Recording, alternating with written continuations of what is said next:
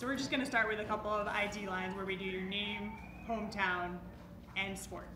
So just as straightforward as Kehri Jones, Killeen, Texas, bobsled. Kehri Jones, Killeen, Texas, bobsled. Same exact thing, one more time. Kehri Jones, Killeen, Texas, bobsled. Tell me a little bit about what it was like growing up in Killeen, Texas. So I'm actually a military child. So we grew up in a few different places. I was born right there in Killeen. We left and moved to El Paso, Fort Bliss. We moved to Fort Meade, Maryland, and we came back to Fort Hood, Killeen, Texas. So that's kind of what we call home, and it's a really small town. It's grown a lot since we first lived there, but it's a really small town, kind of everybody, you can walk anywhere and find somebody that you know. Yes.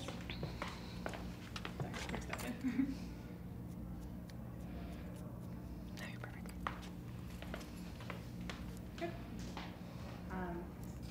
You mentioned you've lived a couple of places, but let's talk about Texas specifically. What, being from Texas, how do you think that shaped you as a person and an athlete? Texas is a big-time track state, and running track, it's always the top competition in the United States out there in Texas. And so being from there, I got the best competition in track and field. It's warm, it's really hot, so it's also a great place for that, and that's why I love it. This is sort of like a word association. So if you think about Texas or people from Texas, what are they like? I'm just kind of looking for 2 or 3 words. I have to say Southern hospitality. It's a big deal. And are people from Texas, I don't know, do you think they're outgoing, fun, tough?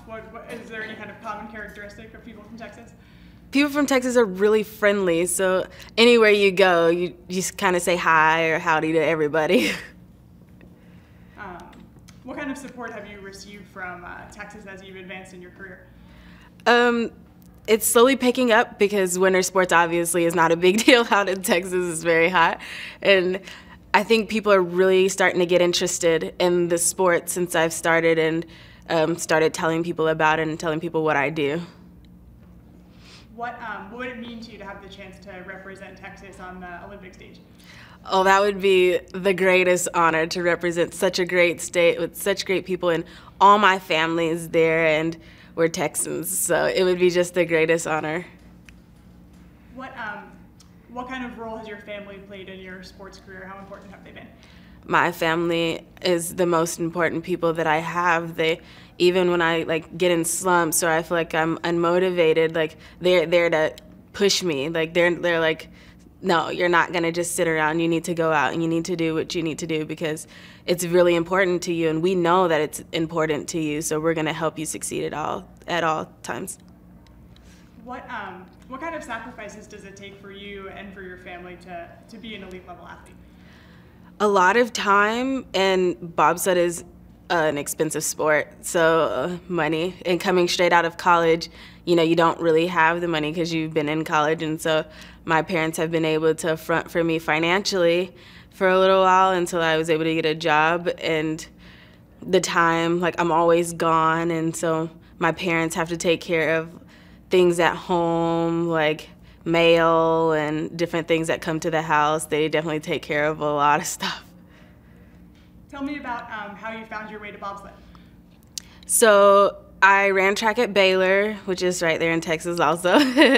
And my strength coach got an email from Alana Myers-Taylor showing interest in me as a bobsled athlete, and he thought that I would be a good candidate for it. So he asked me about it, and I was like, okay, I guess I can try it. But a few years prior, my dad also said something about bobsled, and I was like, no. But when I heard it for the second time, I was like, okay, this might be something that I need to look into. I need to try.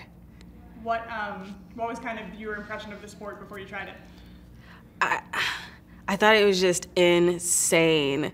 And it's in the winter, so I'm from Texas, I like the heat, and the winter was not the ideal place for me to be, but when I first saw it, I was just like, this is insane. These people are crazy. There's no way.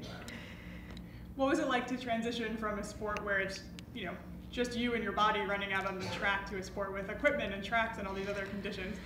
What a lot of people don't know is that the majority of our time, I would say 75% of the things that we do is not sliding down the ice. It's sled work and fixing the sled and making sure everything's in proper order, because you got to go down the slide in that thing. So you have to make sure everything is in line for you. So I think transitioning, usually in track and field, it's only you and your spikes and your uniform. And now you have to take care of this big sled. You have to have your spikes, you have to have your burn vest, you have to have a lot of things that I'm just not used to needing. What was it like the first time you stood at the top of a track and ran through the start and jumped in that sled and went down?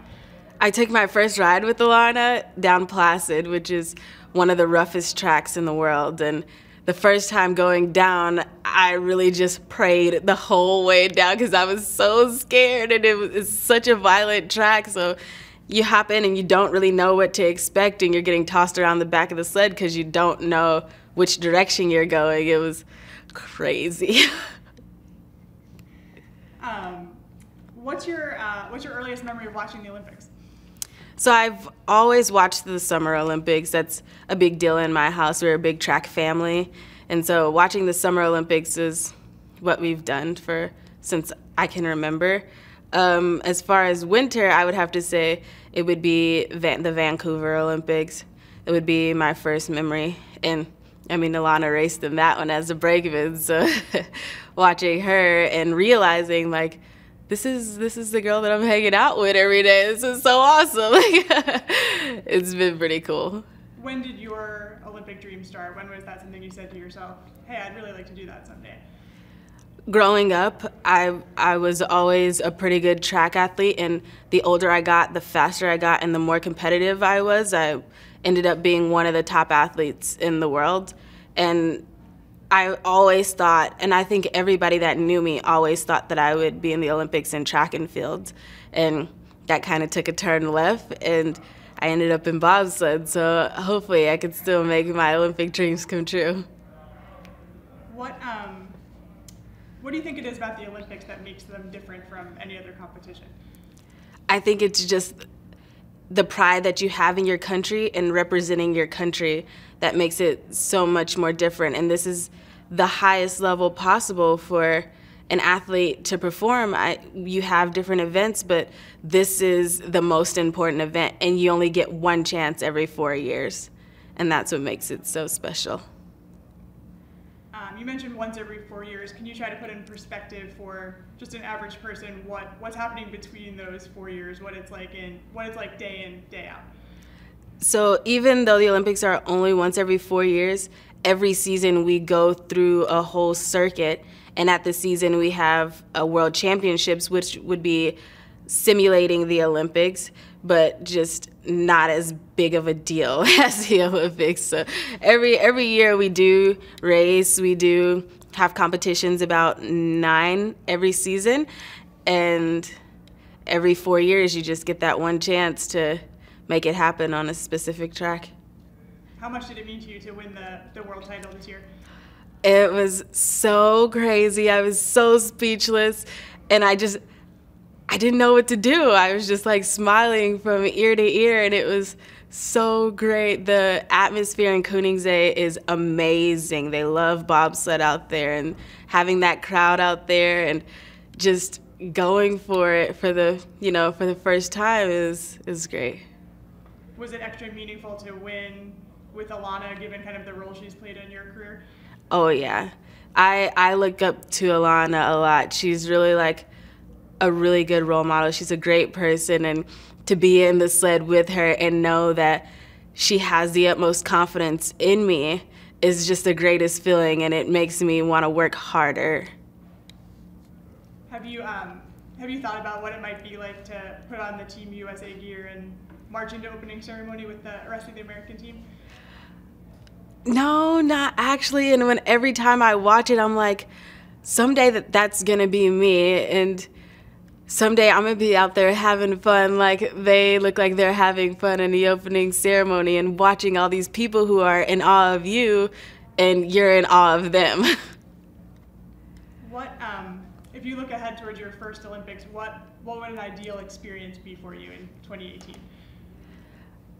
So we have a circuit that we do every year before, so we'll have like 7 or 8 races, and ideally we would go out there and we'd, dust off some rust and continuously get faster all season and peak right for the games, coming down the track, breaking start records, and going for the gold. What are some of the hardest mental aspects of bobsled? How do you have to get yourself ready before a race? I think for us it's not that big of a deal because we just push the sled and hop in. I think the mental part of it comes with riding in the back of the sled. It's really neurologically demanding, and a lot of people don't really realize it. Even though we're just back there, we are taking hits from side to side and things like that. You're following this dream of trying to make it to the Olympics. What advice would you have for other people following a dream? Go for it. Like, you have to go for your dreams relentlessly and make no apologies because it's your dream. Nobody can tell you how to dream your dream. It's yours. And for that reason, you go after it relentlessly. What motivates you day in and day out in training? What do you draw on when you're having a hard day? I guess I actually think of all of the students that I've spoken to and that I've mentored and that I've talked to and that I've told, like, those days that are trying, you have to fight. Like, you have to fight through those days, and those days that are hardest for me, I think about that myself. Like, if I'm telling other people that they need to fight through it, I need to fight through it. You mentioned, the gold medal being the ultimate goal at the Olympics. Have you thought about what it might feel like to stand on top of the medal podium with the medal finally around your neck? No, I haven't thought about it. Standing on top of the podium at Worlds was an amazing experience and nothing that I could have ever thought of. And I just think that that's going to be amplified.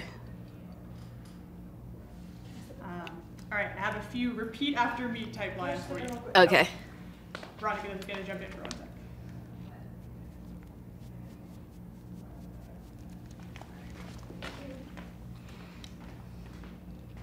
Good. Okay, big smile, good enthusiasm. This is to get people psyched up for the Olympics. Love it. We are Team USA. We are Team USA. Perfect. Let the games begin. Let the games begin. I'm Kehri Jones, and you're watching the Olympic Channel. I'm Kehri Jones, and you're watching the Olympic Channel. The Olympic Channel, home of Team USA. The Olympic Channel, home of Team USA. Once more, please. Sorry? Oh, same thing? Yes. Same thing, the Olympic Channel, home of Team USA. The Olympic Channel, home of Team USA. Now we have a special preview show just for you. Now we have a special preview show just for you. Stay with us. All this and more is coming right up. Say that one more time. Stay with us. Stay with us. All this and more is coming right up. Stay with us. All this and more is coming up. Perfect. Now I've got a few Texas lines for you on cue cards. Oh, yeah. The first is for KPRC Channel 2. I will hold this up for you. Okay. You read it once to yourself and just make sure you're good. Thanks. I'm Kehri We're gonna Jones. adjust a little bit. I hope to make Texas proud. How's that? Is he okay? Yep. Okay, whenever you're ready. I'm Kehri Jones. I hope to make Texas proud during the Winter Olympics on KPRC Channel 2. Okay, same one. What's more? Just a little bit lower. Lower. I'm Kehri Jones. I hope to make Texas proud during the Winter Olympics on KPRC Channel 2. Okay, a few more.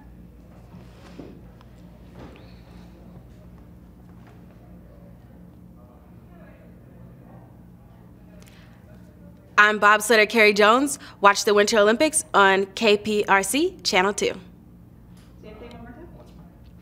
I'm bobsledder Kehri Jones. watch the Winter Olympics on KPRC Channel 2. Should I say it like that or should I say KPRC? Yeah, let's try it one more time. KPRC. Okay. I'm bobsledder Kehri Jones. Watch the Winter Olympics on KPRC Channel 2. Perfect. That sounded a little more natural. Okay, now we're going to switch to Houston. H-Town.